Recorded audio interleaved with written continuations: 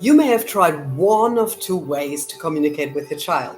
One, you try to reason with them and explain why they should do things this way, or you may have explained to them how you do this thing and why this is the most effective way of treating this particular situation. Well, how did it work so far?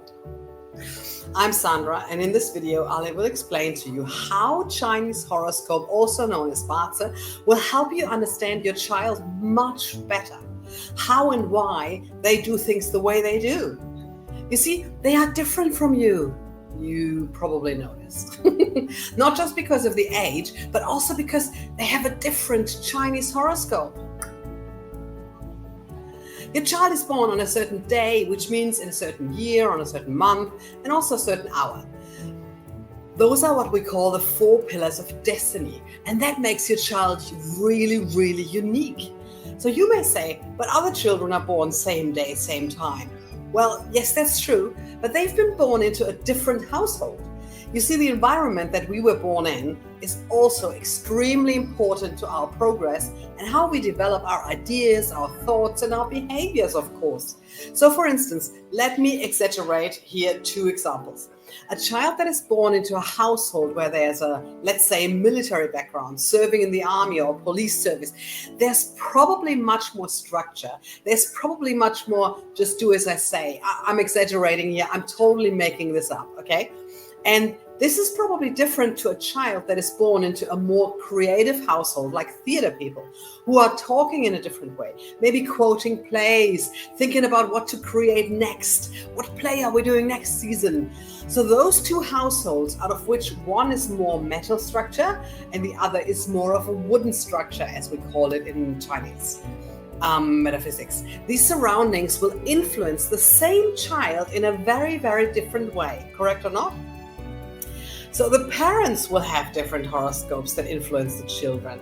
Maybe they have siblings with different horoscopes. So even if they are born on the same day and same hour like someone else, they will have a different environment, a different upbringing, different Feng Shui, which influences their behavior. So now let me explain to you how to understand your child much better by looking at their horoscope. So firstly, you need to know what the so-called day master is. We are looking at the day master first and foremost, not at the animal year. Let's look at the day master, which is the ruling main element. We also call it the Feng Shui element or self element. It sits on top of the day pillar. And this is their predominant nature. You need to understand the nature of those 5 different elements to understand your child's nature. Well, actually, there are 5 different elements with 2 different natures each, a yin nature and a yang nature, which makes up 10 different day masters. I have made a little series about them. Links should be up here and in the notes if you want to know more or go deeper on exactly that. And it's fascinating, I can tell you. So now that you know your child's predominant nature, and depending on what the relation is from your nature, your day master, your spouse's nature, their siblings' nature to their nature, this is the relation, the family dynamic that you have on an elemental level. Does that make sense? So you need to take a deep look into how do those elements relate to each other. This is the first step to understanding your child and your relationship to your child much better. We look at the day master. And the second step would be looking at the animals that this horoscope has. And the BaZi has 4 different animals. Okay, some could be similar. They don't have to be necessarily all different. But let's say, and there's also a 5th one, which comes in every 10 years, but that's already too much for a beginner to start now. Let's stay with the 4 pillars of destiny for now, okay, shall we? So we're looking at the relationship between those animals in the pillars and the elements that are present. How do they relate to your BaZi, to your Chinese horoscope, to your animals and elements? That is what we need to ask here in second place. So if you already have the BaZi or Chinese horoscope of your child and yours, you can have a look into exactly that. Compare the day masters, the self element, compare the animals you have. Are they friends? Are they clashing? What's going on here in between you? But for now, in this video today, I want to stay with the basic and most important thing for now. The number one thing to look at is really what is the nature of your child. I mentioned before the example of the metal element versus the wood element. So a child which has a dominating metal element is much more relying on structure, is much more relying on guidelines, having been told what to do, but then also learning to make decisions on their own, whether they want to do it or not. And they will a bit fierce about whether they want it or not. They have a very good sense of law and order, of what's right and wrong, and they need this guideline. Whereas if you've got a child with a predominant wood element, especially if the day master is wood element, they will be much more creative, more curious about creating, about playfulness. They will play totally different to a metal natured child. If you corner a metal natured child, they will start not doing things. If they will be much more rebellious and fighting against it and just not do it for the sake of not doing it. The wood child, for instance, probably needs a bit more explanation about why this is good for them.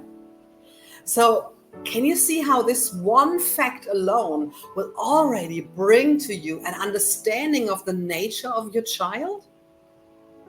And there are three more elements. So we've also got water, we've got fire, and we've got earth. And again, we also have two different qualities for each of them, yin and yang. So we've got 10 different day masters to look into.